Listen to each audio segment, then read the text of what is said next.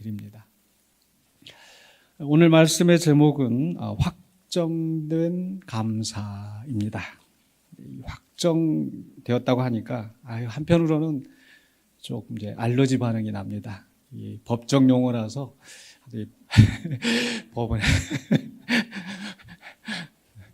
법원에서 1심이 돼도 이게 끝난 게 아니고 결국은 좀 1심에서 끝났으면 좋겠는데 또 지긋지긋하게 또 2심으로 가고 3심으로 가고 그리고 이제 3심에서 확정. 그리고 보면은 확정이라는 건 어떻게 보면은 이제 선량한 사람들에게는 좋은 의미일 것 같아요. 확정되었다라는 것은 더 이상 바꾸지 못한다라는 그런 뜻입니다. 그래서 확정된 감사라고 했었을 때 재판하고는 전혀 상관이 없고 감사가 확정되었다라는 것이 무슨 뜻인지 무슨 의미인지를 함께 생각해 보려고 합니다. 오늘 본문 이제 시편 57편에서 우리가 보았는데요. 시편 안에는 이제 모두 150편의 시들이 있는데 이 시들을 크게 둘로 나누어 볼 수 있습니다. 둘로 나누면 하나는 이제 정말 슬프고 괴로울 때 하나님 앞에 좀 눈물 지으며 호소하는 이제 탄식시라고 해요. 탄식시라고 하고, 그리고 기쁘고 행복할 때 찬송하고 하나님께 영광을 돌리는 것을 이제 찬양 또 찬양시라고 이야기를 하죠. 마치 연극에서 이제 희극과 비극이 있는 것처럼 비극을 보면 좀 슬프고 또 희극은 즐겁고 재미있고, 그건 우리 인간의 감정을 그렇게 크게 둘로 우리가 표현할 수 있다는 거죠. 시편도 마찬가지입니다. 그래서 시편 안에서 목마른 사슴 헤매이듯이 내 영혼 주를 찾게 갈급하나이다, 갈망합니다. 자, 이것은 탄식일까요? 찬양일까요? 목마른 사슴이 고통 속에서 하나님을 찾고 있는 거죠. 나의 하나님 어찌하여 나를 버리셨나이까? 시편 22편에 이건 탄식일까요? 찬양일까요? 탄식이죠. 그런가 하면은 하늘이 저 영광을 선포하고 이렇게 되어지는 하나님의 선하심, 창조의 영광, 이런 것들은 찬양시라고 우리가 할 수 있겠죠. 시편 안에 탄식이 많을까요? 찬양이 많을까요? 그냥 생각하면 찬양이 참 많을 것 같지만, 그런데 우리 사는 걸 보면은 찬양할 때가 많아요? 탄식할 때가 많아요? 탄식할 때가 많죠. 그렇다면 자, 시편 안에 탄식이 많을까요? 찬양이 많을까요? 탄식이 많습니다. 그리고 이제 대체적으로 이 앞부분에 이제 많은 탄식들, 이제 시편 1편, 2편 이제 서론 지난 다음에 3편부터는 여호와여 어찌하여 열방들이 저렇게 나를 대적하고 나를 죽이려고 달라듭니까? 라고 하는 이 탄식으로 계속 이어지다가 뒤로 가면 어떻게 돼요? 찬양으로, 할렐루야, 대영광으로 끝나는 그런 한편의 드라마가 이 시편 안에서도 있습니다. 그런데 이 찬양 안에서도 이제 탄식과 찬양 이게 둘로 나누어지는데, 찬양 안에서도 다시 또 이제 둘로 나눠서 볼 수 있는데, 물론 이제 세부적으로 보면은 아주 복잡하지만 크게 나눠봤을 때 찬송시와 감사시가 있다. 찬송과 감사. 찬송과 감사 그게 그거 아니냐라고 하는데, 왜 또 이 학문하는 사람들은 아주 세부적으로 이렇게 나눠서 보는 거 있잖아요. 그래서 그걸 소개를 해드리려고 합니다. 자, 그럼 찬송과 감사가 있는데 어떤 것이 찬송이고 어떤 것이 감사일까? 찬송은 하나님의 성품 그 자체로, 또 하나님이 하신 그 일들을 보면서 그 자체로 높이는 것을 우리가 찬송이라고 해요. 감사는 하나님이 나에게 어떤 일을 하셨을 때 하나님 감사합니다 라고 이제 나오는 거죠. 하나님 정말 대단하십니다 라고 하는 게 감사인 거죠. 그러니까 우리가 사람 사이에서도 칭찬하는 것과 또 감사하는 것, 또는 칭찬 말고 이게 뭐랄까 찬사라고 할까요? 오늘 우리 권사님 오늘 정말 옷 예쁘시네요. 우리 권사님들 다 기뻐하시기 바랍니다. 잘 어울리세요. 이거 칭찬 찬사예요, 감사예요? 칭찬이고 참사인 거죠. 그러니까 옷을 참 이렇게 아름답게 또 오늘 멋지게 우리 집사님 오늘 정말 멋집니다. 이렇게 그것은 이제 찬사인 거죠. 그러니까 하나님이 정말 아름다우시다. 하나님 지은 세상을 보니까 너무너무 아름답고 좋다. 이것은 찬송이라고 하는 거예요. 감사는 아까 뭐라고 그랬죠? 하나님이 나한테 하신 일들, 특별한 일들. 그리고 이제 시편 안에서는 아까 이제 탄식이 많다고 그랬잖아요. 특별히 이제 그 어려움 속에서 나를 건지셨을 때, 나를 구원하신 것을, 나의 문제를 해결해 주신 것을 감사합니다라고 이제 표현되는 게 이제 감사시인 겁니다. 우리 사람들에도 우리에게 누군가 나에게 도움을 줬을 때, 감사합니다. 또 내가 어려운 형편에 있었을 때, 나에게 도움을 주셨을 때, 나에게 호의를 베풀어서 했을 때, 감사합니다. 이게 감사. 그러니까 성경 안에서도 시편 안에서도 그런 감사시가 있는 거죠. 그런데 오늘 그럼 시편 57편은 이게 어떤 시냐라고 했었을 때 참 이 여러 가지 특징들이 복합적으로 나타나고 있다라는 거죠. 물론 이제 그 어떤 이제 분류가 되기는 하지만은 그런데 이제 시편 자체를 보면은 이제 시편 이 57편은 오늘 이제 6절부터 이렇게 봉독하였는데 이게 두 부분으로 나누어져요. 그래서 이 5절과 마지막에 그 11절을 보시면 어떤가요? 성경을 보시면 5절과 11절을 보시면 어떻게 되어 있어요? 주는 높임을 받으시고 그렇죠?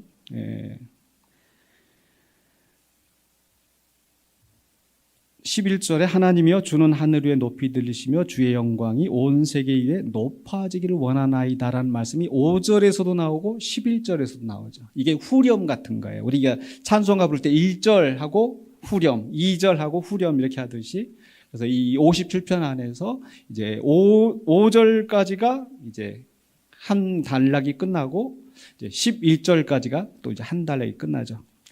제가 자꾸 이렇게 설교를 하다 보니까 이 신학대학원 설교 강의하는 것처럼 한다고 하실 것 같은데 또 이렇게 성경을 보시면서 성경을 더 깊이 이해하실 수도 있으리라 믿어서 좀 함께 따라와 주시면 좋겠습니다. 그래서 이 5절과 11절 두 연으로 나눠지게 되는데 그 중에서 이제 5절까지의 시편을 보면은 이것은 다윗의 탄식, 이 다윗의 탄식이라는 거죠.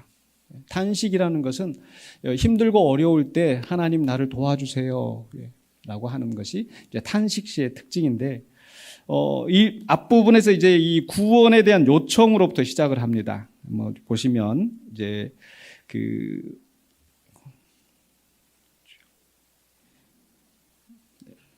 57편 1절 이제 앞부분 시작될 때 하나님이여 내게 은혜를 베푸소서 내게 은혜를 베푸소서라고 하는 지금 어려운 형편에 있으니까 하나님 내게 은혜를 베푸소서라고 구원의 요청을 한 겁니다.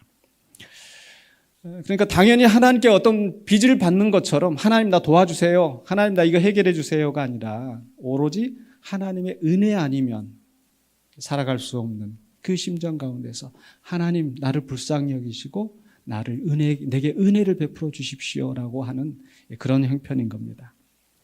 그 은혜라는 말과 또 비슷한 것이 3절에 보면은 하나님이 그의 인자와 진리를 보내시리로다. 하나님의 변함없으신 사랑, 진실하신 그 하나님의 그 공의를 베푸셔서 내 이 문제를 좀 해결해 주십시오. 인자라고 하는 10절에서도 역시 무릇 주의 인자는 커서 하늘에 미치고 주의 진리는 궁창에 이르나이다 해서 인자와 진리를 하나님의 은혜를 지금 이 시편 기자는 간구하고 있는 겁니다.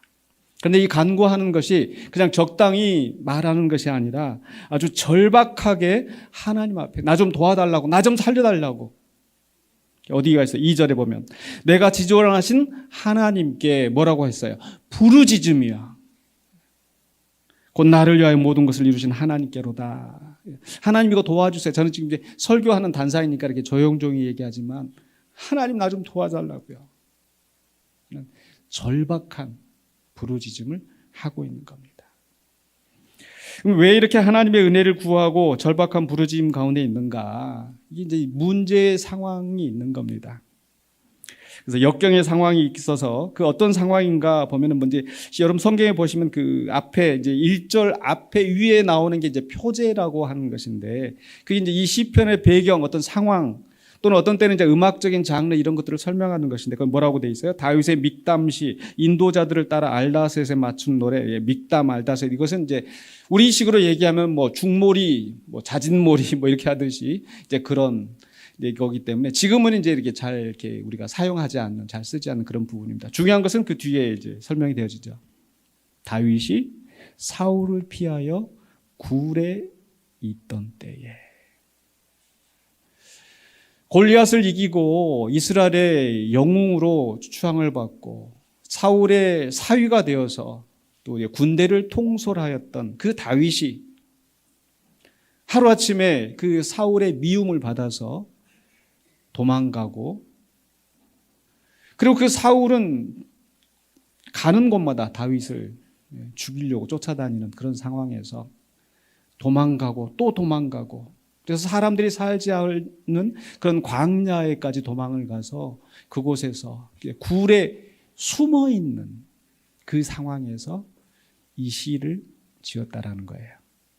그게 이제 이 다윗의 역경의 상황입니다. 그래서 이 시편 안에서 보면은 이 역경의 상황에 대한 그 다윗의 표현들이 나오는데 1절에 보시면 1절 하반부에 내 영혼이 주께로 피하되 주의 날개 그늘 아래에서 이 재앙들이 지나기까지 피하리이다. 재난의 상황인 거예요. 3절에는 어떻게 했어요? 그가 하늘에서 보내사 나를 삼키려는 자의 비방에서 나를 구원하실지라. 나를 삼키려는 자의 비방. 그렇죠? 사울이 저 다윗이 지금 나를 몰아내고 지가 왕이 되려고 하고 있다랄지 다윗을 음해하고 비방하고 그런 상황인 거죠. 근데 이것을 이렇게 구체적으로 이 시이니까 구체적으로 누가 누구 했다 이렇게 설명을 하지 않습니다. 그것은 또한 이 시편을 읽을 때 그것이 우리 마음의 감정으로 또 이게 고백되어지는 거예요. 그래서 나를 음해하고 나를 삼키려 하는 자들이 나를 비방하고 있는 그런 상황이라고 여러분께서 이해해 주시면 되겠습니다. 또 4절에 보면은요, 내 영혼이 사자들 가운데서 살며 내가 불사르는 자들 중에 누웠으니. 사자 한 마리만 쫓아와도 너무 무섭고 힘들 텐데 그 사자들에게 둘러싸여 있는 이런 상황으로 표현하고 있어요. 불사르는 자들 가운데 내가 누워있다. 불을 태워서 나를 태워 죽이려고 하는 그 사람들 속에 내가 지금 꼼짝달싹 못하고 지금 누워있는, 언제 죽임당할지 모르는 그런 곳에 있고, 4절 하반부에 보니까 그들의 이는 창과 화살이요 그들의 혀는 날카로운 칼 같도다. 그들이 얼마나 강하고 무섭게 나를 죽이려고 하고 있는지. 6절에는요, 그들이 내 걸음을 막으려고 그물을 준비하였으니 또 내 앞에 웅덩이를 팠으나. 지금 나를 지금 넘어뜨리려고 내가 가는 길마다 지금 함정을 파고 있는, 마치 사냥꾼이 덫을 놓고 함정을 파는 것처럼 어떻게든지 나를 지금 잡으려고 하고 있는 그런 상황이라는 겁니다. 그래서 그 속에서 시편 기자는 내 영혼이 억울하도다. 내가 왜 이런 일을 당해야 되지? 내가 무슨 잘못이 있다고? 다윗 자신을 생각을 해보면 그가 사울을 해치려고 하는 마음도 없었고 왕권에 대한 그런 어떤 욕심이 있었던 것도 아니고, 그런데 지금 사울을 죽이려고 달라들고 있을 때 그 영혼이 억울한 거예요. 좌절되는 거예요. 이게 지금 다윗이 처한 상황인 겁니다. 그런데 그 속에서 하나님을 향하여 은혜를 구하고 또 하나님 앞에 부르짖을 때에 다윗이 어떤 심정으로 하는가, 저는 바로 다윗이 확신 가운데서 하나님께 구하고 있다. 그저 그냥 탄식하는 것이 아이고 내 팔자야, 내 인생아, 내가 어쩌다가 이렇게 되었나 라고 하는 그런 상태가 아니라 확신 가운데서 하나님께 요청하고 있다는 거예요. 뭘 보면 알 수 있어요? 1절에 다시 돌아가서 보면은 내 영혼이 주께로 피하되 어디가 있어요? 주의 날개 그늘 아래에서 이 재앙들이 지나기까지 피하리이다. 지금 다윗이 어디가 있다고요? 근데 표제 현실적으로 눈앞에 보이는 상황은 굴 속에 숨어 있는 거예요. 굴 속에 숨어 있으면서. 그런데 그 굴이 인간적으로 따지고 보면은 뭐 이렇게 여유 있고 편안한 안락한 그런 곳이 아니잖아요. 그저 산속의 틈 속에서 사람들에게 숨겨질 만한 그런 곳을 찾아서 겨우 지금 목숨 부지하고 있는 그런 상황인 거예요. 그런데 그곳이 지금 다윗이 생각하기는 이곳이 바로 주의 날개 그늘 아래이다. 내가 주의 날개 그늘 아래에서 이 재앙이 피하기까지 내가 기다리고 있습니다. 바로 우리가 찬송가에서 하는 것처럼 초막이나 궁궐이나 내 주 예수 모신 곳이 그 어디나 하늘나라. 비록 그 정말 긴박한 상황 속에 있지만 이곳이 내가 주의 날개 아래 하나님의 보호하심 아래 있다는 확신 가운데서 있는 거예요. 또 그가 기도하는 하나님은 어떤 하나님이신가? 2절에 다시 보시면 내가 누구에게 기도하고 있어요? 지존하신 하나님께, 가장 높으신 하나님께. 지금 이 세상에 가장 높은 권력을 가진 자가 나를 죽이려고 한다 할지라도 그보다 더 높으신 그분 하나님께 나는 부르짖고 있습니다. 근데 그 지존하신 하나님이 또 어떤 하나님이라고 설명이 되어 있습니까? 뒤에 나를 위하여 모든 것을 이루시는 하나님이시로다 라고 하는 거예요. 지금까지 다윗의 삶을 돌아봤었을 때 숱한 위기와 어려움이 있었지만은 그 어려움을 극복하고 나를 여기까지 세우신, 그리고 여기까지 인도하신 그 하나님이 함께 하심을 다윗은 믿고 있는 거예요. 그래서 나를 위하여 모든 것을 이루신 그 하나님께, 지존하신 하나님께 내가 기도하고 있습니다. 그런 하나님이시기 때문에 비록 그가 정말 사자들 속에 불사른 사람들 가운데 둘러싸였다 할지라도 그는 하나님께서 구원하실 것을 확신하고 있는 거예요. 그래서 3절에 뭐라고 되어 있어요? 그가 하늘에서 보내사 나를 삼키려는 자의 비방에서 나를 구원하실지라. 하나님이 그의 인자와 진리를 보내실 것이다 라고 확신하고 있는 겁니다. 그리고 이 확신은 결국 6절에서 바로 이 나를 지금 죽이려고 하는 그 원수들을 하나님께서 심판하셔서 망하게 하실 것이다라는 그런 확신으로 이어지는 거죠. 그게 바로 6절에 그들이 내 걸음을 막으려고 그물을 준비하였으니 내 영혼이 억울하도다. 그들이 내 앞에 웅덩이를 팠으나 결국 자기들이 그 중에 빠질 것이다. 빠질 것이다라고 돼 있어요. 빠졌다라고 돼 있어요. 빠졌도다라고 이미 과거형으로 나와 있는 거죠. 그게 하나님의 이루시는 것을 확신하는 그 속에서 지금 고백하는 거예요. 우리는 아무리 크고 심각한 문제라 할지라도 우리 하나님은 그보다 크시다라는 것을 믿으시길 주의 이름으로 축원합니다. 그래서 우리가 하나님 앞에 기도할 때는 야고보서 1장 6절로 7절에 뭐라고 말씀하셨냐면 오직 믿음으로 구하고 조금도 의심하지 말라. 의심하는 자는 마치 바람에 밀려 요동하는 바닷물결 같은 이런 사람은 무엇이든지 죽게 없기를 생각하지 말라. 다윗은 전혀 의심 없이 하나님 앞에 간구하고 있는 거예요. 그래서 이제 6절에서부터 11절까지가 바로 이제 다윗의 감사가 나타나는 것인데 감사의 표현이 바로 9절에 있죠. 주여 내가 만민 중에서 주께 감사하며 문 나라 중에서 주를 찬송하리이다. 내가 하나님 앞에 모든 세상 사람들 앞에 모든 나라 앞에서 내가 하나님을 높이고 하나님께 찬송하면서 하나님께 감사를 하겠습니다. 감사하고 있습니다. 그리고 아까 감사는 어떤 게 있다고 그랬어요? 그 하나님이 하신 일, 역경에서 건져내신 일. 그 감사의 이유가 있겠죠. 그 감사의 이유가 바로 6절에 바로 나를 해하려고 하는 그 원수들을 스스로 멸망하게 하나님께서 만드셨다. 그래서 내 억울함을 하나님께서 갚아주셨다. 이게 감사의 이유인 겁니다. 그런데 말씀드린 것처럼 이 시편 자체는 지금 굴에서 있는 그때에 아직 절망 가운데 있는 그런 상황인 거예요. 아직 그 일이 일어나지 않았어요. 이 굴에서 나오고 난 뒤로도 여전히 다윗은 이방 땅을 떠돌면서 도망 다녀야 되는 상황인 거예요.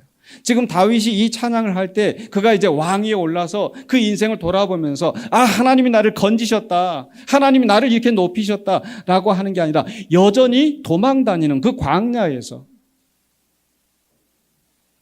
이 감사를 하는 겁니다.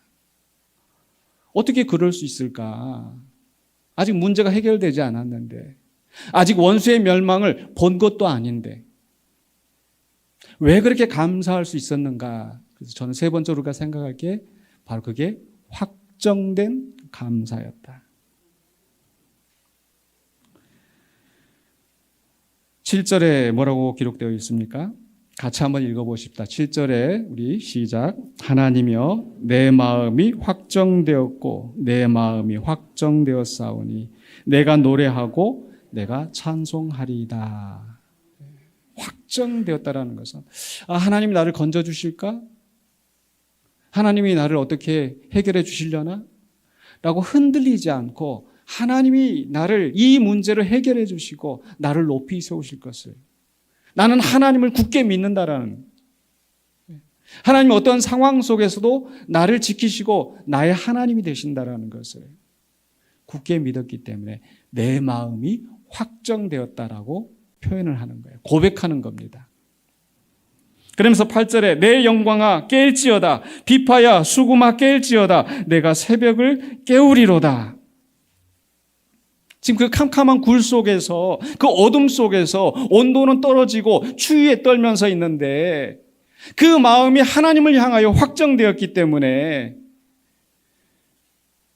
여전히 어둠 가운데 있지만 내 찬양으로, 내 감사로 이 새벽을 깨우겠노라고 그 어둠을 뚫고 나오는 그 찬양을 하고 있는 겁니다. 여전히 이 시편 기자는 어둠 가운데 있어요. 고난 가운데 있어요. 그렇지만 그 속에서 그 마음이 확정되어 있기 때문에. 그러면서 9절에 바로 그 감사의 고백이 나오는 거예요. 내가 주께 감사합니다. 문나라 가운데서 찬송하겠습니다. 하나님의 인자하심이 커서 하늘에 미치고 주의 진리는 궁창에 이르나이다. 마치 해가 떠올라서 온 세상을 다 비추는 것처럼 언제 그 어둠이 있었는가, 언제 그 추위가 있었는가, 그 해가 떠올랐을 때 다 온 세상이 밝아지는 것처럼 하나님의 인자와 진리가 온 세상을 덮는다라는 것을 믿고 찬송하는 거예요. 감사하는 거예요. 그러면서 마지막 마무리에 아까 5절에서도 했던 말씀과 똑같이 11절에서 하나님이여 주는 하늘 위에 높이 들리시며 주의 영광이 온 세계 위에 높아지기를 원하나이다. 바로 그 탄식 속에서, 고통 속에서 하나님의 영광을 위하여서 간구하였던 것처럼 이렇게 감사하고 하나님께 영광을 돌리는 것이 바로 하나님 자신이 높임을 받으시도록. 그래서 이 시편 57편의 이 기도의 핵심은 하나님 나 구원해 주셔야 됩니다. 저 원수들이 망해야 됩니다. 내가 그 꼴 봐야 되겠습니다. 그게 목적이 아니라 다윗이 이 기도하는 최종 목적은 바로 하나님이 영광 중에 높임을 받으시기를 기도하고 있는 거예요. 오늘 이런 기도가 우리 가운데 나오실 수 있기를 주님으로 축원합니다. 아까 찬송에서 있었던 것처럼, 여러분 우리의 입으로 고백했던 것처럼 은혜 아니면 살아갈 수가 없네. 크신 계획 우리가 알 수도 없고 볼 수도 없지만, 그러니까 지금 당장의 내 앞에 문제 속에서, 고통 속에서 있다 할지라도 우리는 하나님의 선하심을 믿기 때문에 우리의 마음은 확정되어지고 하나님 앞에 감사할 수 있을 줄로 믿습니다. 그러니까 일이 어떻게 될까? 우린 두려울 수 있어요. 불안할 수 있어요. 당장의 문제가 해결되지 않을 수 있습니다. 그러나 우리가 분명하게 믿는 것은 우리 하나님은 선하시고 그 인자하심이 영원하시다라는 것. 그 하나님이 나를 위하여 모든 것을 이루시는 하나님이기 때문에, 그 하나님은 변함이 없으시기 때문에 지금 이 문제를 하나님께서 해결하시고 하나님께서 영광을 받으실 줄로 믿습니다. 라고 우리는 감사를 할 수 있는 겁니다. 그래서 데살로니가전서 5장 18절에 감사를 하라고 할 때 뭐라고 감사하라고 했어요? 언제 감사하라고 그랬어요? 범사에 감사하라. 이것이 그리스도 예수 안에서 너희를 향하신 하나님의 뜻이니라. 바로 하나님께서 이 모든 환난 가운데서 역경 속에서 우리를 높이시고 하나님께서 영광을 받으시는 것이 하나님의 뜻이기 때문에, 그 하나님의 뜻을 믿기 때문에 우리는 감사할 수 있는 거예요. 언제? 범사에. 그래서 감사에 이제 세 가지가 있는데 그걸 이제 소개해드리고 말씀을 마치려고 합니다. 이 사랑에도 세 가지가 있다. 예, 여러분 이제 주보에도 제가 잠깐 이렇게 메모해놨는데 혹시 눈치채셨나 모르겠어요. 예. 그러면, 그래서, 그래도. 그러니까 사랑을 하는 게, 예. 그러면 네가 이렇게 하면 내가 너 사랑할 거야. 그렇게 아름답지 못한 사랑이죠. 두 번째 사랑은 뭐냐면 그래서 사랑하는 거야. 네가 이래서, 네가 나한테 이렇게 해주니까 그래서 사랑하는 거야. 세 번째는 뭐겠어요? 그러면 그래도 사랑하겠다. 여러분 이게 진정한 사랑 아닙니까? 근데 우리 그렇게 사랑 돼요, 안 돼요? 잘 안 되더라고요. 잘 안 돼요. 근데 하나님은 여전히 우리를 그래도 사랑하시는 하나님이신 줄 믿습니다. 감사도 역시 마찬가지인 거예요. 이 세 가지가 있어요. 감사. 어렵지 않으시죠? 그러면 감사는 뭐겠어요? 보통 우리 많이 쓰잖아요. 이렇게 해주시면 감사하겠습니다라고 하는. 그러니까 우리가 하나님을 향해서도, 하나님을 향해서 이렇게 해주시면 감사하겠습니다 하면 돼요, 안 되겠어요? 예? 하나님 들어줘요. 맞아요. 하나님 들어주세요. 그리고 성경 안에서도 야곱도 창세기 28장에 보면은 막 형을 피해서 도망가다가 하나님 나를 평안히 이곳에 돌아오게 해주시면 내가 하나님께 감사하고 하나님 앞에 단을 쌓고, 시편 안에서도 그런 많은 소원들이 나와요. 그러면 하나님 앞에 감사하겠습니다. 근데 우리도 정말 어려움 속에 있을 때 정말 하나님 이 문제 해결해 주시면, 하나님 나 살려주시면 나 하나님 앞에 감사하겠습니다. 이렇게 기도할 수 있어요. 거기서만 이제 그치면 안 되겠죠. 안 해주시면 감사 안 하겠습니다.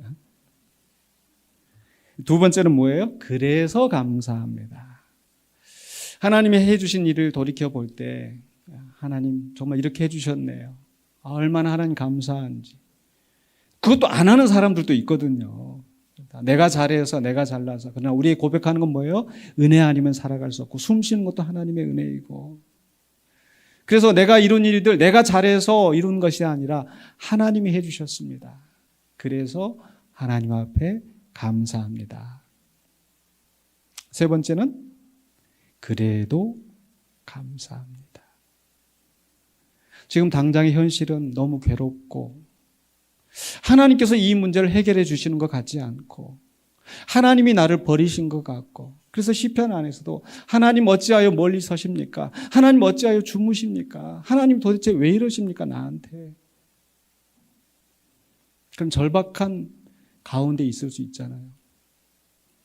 저도 아까 성경 읽는데 봉독하는데 6절을 읽다가 갑자기 그냥 울음이 왈칵 쏟아져가지고 성경을 읽지를 못했어요. 하나님 나 정말 억울해요. 하나님 나 왜 여기 이렇게까지 나를 떨어뜨리셨나. 막 갑자기 그 한 구절 안에서 지난 한 8년 동안에 그런 것들이 나타나는 것 같아서.